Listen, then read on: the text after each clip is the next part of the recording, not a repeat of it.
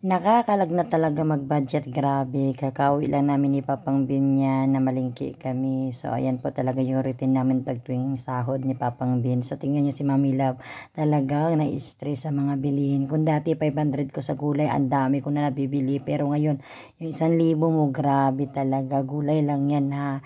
So, talagang wala na talagang mura ngayon. Pero kailangan natin mag-budget. So, naisipan ko na naman mag-stock kasi yung mga nung walang trabaho si Papang Bin, hindi ako nag-i-stock to, lagi bili-bili sa talipapa.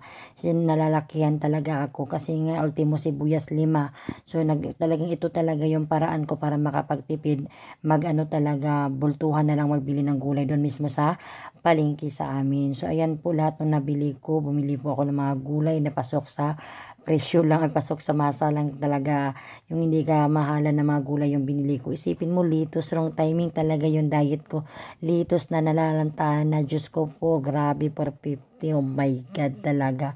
Sabi ko talaga, grabe talaga. Kaya sinama ko talaga si Papang Bin para alam niya lahat ang mga gastusin dito sa bahay. Pero hindi naman siya naghahanap, sinasama ko lang talaga siya para at least alam niya, 'di ba, na ganun, hindi madali mag-budget dito sa bahay. So, yan lang po nabili kong gulay. Isipin nyo, grabe ang talong, 70, 80 ba yun? Itong patulan na nabili ko, 60 ang kilo, samantalang 30 lang yan.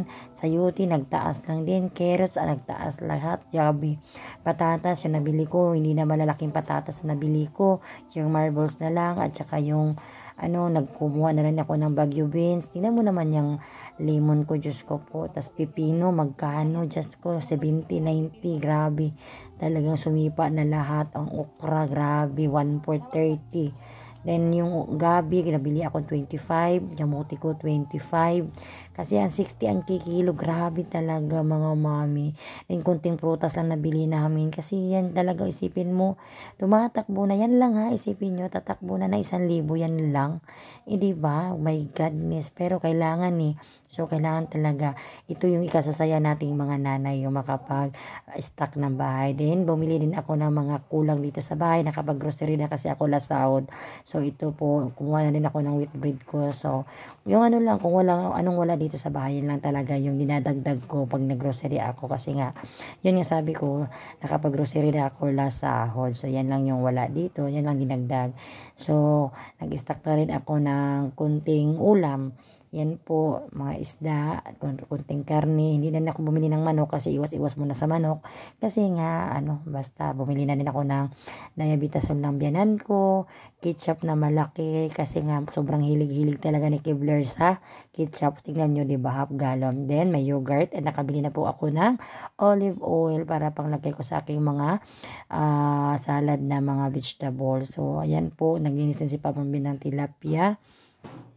Ayan po lahat po ang aming nabili na pang-stock. Good for 1 week. 1 week lang po yan siya, mga kalubak, mga mami, grabe. Talagang kailangan nakabudget lahat. Talagang, kumbaga, gibahin-bahin ko na talaga yan, ng supot-supot na mayroong panghalo ng gulay. Ayan, nakapagluto na rin ako ng bangos, paksiw na bangos. So, ayan po kay Bianan. Meron ba ako ng, andyan, pang tapal sa gutom, yan, santipit, sabon ni Kendra. O lang talagang wala kasi meron naman kami tuyo, meron na kami lahat na mga nag-i-stock talaga ako para ayaw ko yung pabalik-balik sa tindahan, ayaw ko talaga yon. Mas pabor ako na bumili ng malalaki kasi nga napapamura ako doon kaysa mga sashi-sashi. So, yun po talaga yung paraan ko para makatipid talaga, bumili ng malakihan. So, ayan po, yun lang po yung ikakasaya ko. Yan po, naka-stock na po ako ulit sa rip, o diba? So, sana po may natutunan kayo, na-inspire din ako kay Modern Nanay, diba? So, hanggang sa sunod.